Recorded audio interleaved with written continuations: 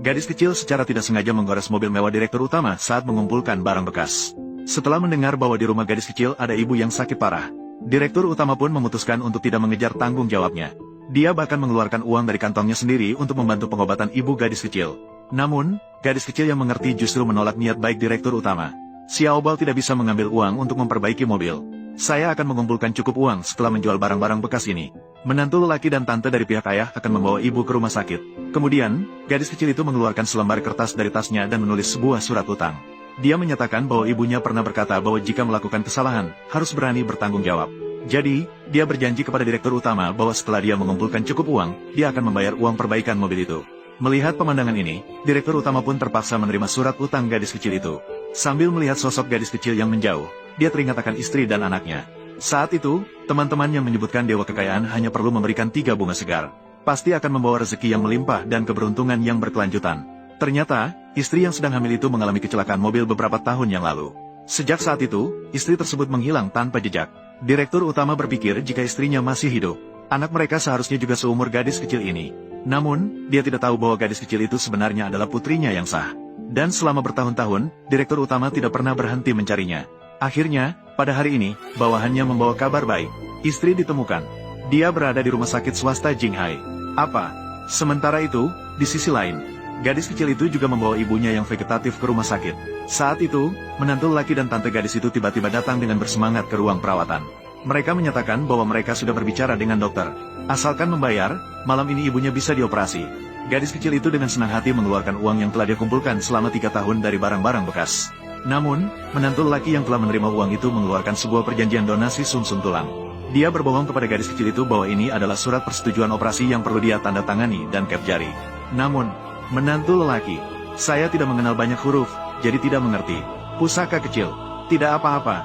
Menantu lelaki dan tante sudah membantu memeriksanya untukmu. Tante hanya perlu menandatangani di sini. Lalu cukup cap jari saja. Gadis kecil yang polos itu sepenuhnya percaya pada kebohongan kedua orang dewasa. Tanpa ragu sedikit pun, dia menandatangani perjanjian donasi tersebut.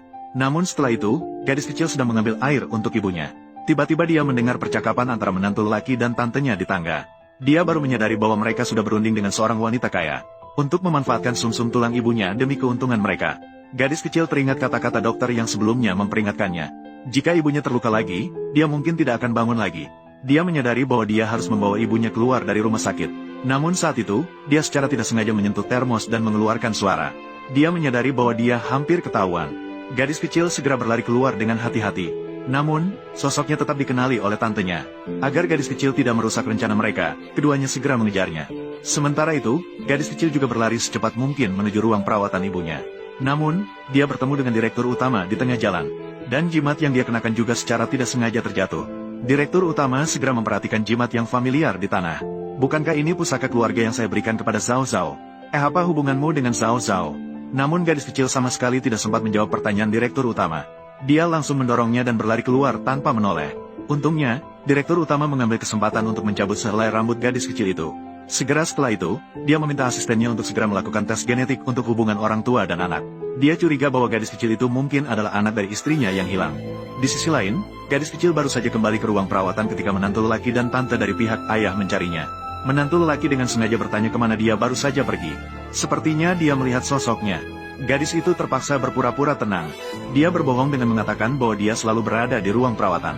Namun saat itu, dokter masuk bersama orang-orang. Dia menyatakan bahwa semua persiapan sudah siap dan operasi bisa segera dilakukan. Menantu lelaki langsung merasa sangat bersemangat. Dia pun meminta mereka untuk membawa wanita itu ke ruang operasi. Namun, gadis kecil itu langsung berbaring di atas ibunya. Dia tidak membiarkan mereka membawa ibunya pergi. Melihat pemandangan ini, menantu lelaki langsung marah. Gadis kecil itu tiba-tiba mendapatkan ide dan segera berbohong bahwa ibunya ingin buang air. Semua orang pun menunjukkan ekspresi jijik. Dan dokter juga menyatakan bahwa sebelum operasi, memang harus menjaga kebersihan. Biarkan mereka menyelesaikan ini terlebih dahulu sebelum melakukan operasi. Dengan cara ini, gadis kecil itu memanfaatkan kesempatan ini. Diam-diam membawa ibunya keluar dari ruang perawatan. Namun, tidak lama kemudian para perawat menyadarinya. Gadis kecil membawa ibunya pergi. Melihat hal itu, menantu laki dan tante segera mengejarnya. Namun, mereka akhirnya terlambat. Gadis kecil berhasil menutup pintu lift. Maka, menantu lelaki menelepon wanita kaya untuk meminta bantuan. Memintanya segera mengirim orang untuk menghentikan gadis kecil di lantai 1. Wanita kaya itu juga langsung terlihat marah. segera memerintahkan bawahannya untuk mengunci semua pintu keluar rumah sakit. Juga memerintahkan menantu lelaki dan tante untuk menghentikan gadis itu dengan cara apapun. Sementara itu, Direktur Utama juga dengan cepat mendapatkan laporan tes genetik untuk hubungan orang tua dan anak. Ternyata gadis kecil itu adalah putrinya yang sah. Ini benar-benar putriku. Ayah dan putrinya sudah memiliki anak. Maka, Direktur Utama segera memutuskan untuk mencari gadis itu dan mengakuinya. Namun, saat itu asisten tiba-tiba menerima telepon. Segera setelah itu, dia menunjukkan ekspresi panik. Terjadi sesuatu. Tadi perawat mengatakan kepada saya, ada seorang anak bernama Xiao Bao, yang pergi dari ruang perawatan bersama ibunya. Sekarang sepertinya sedang dikejar orang.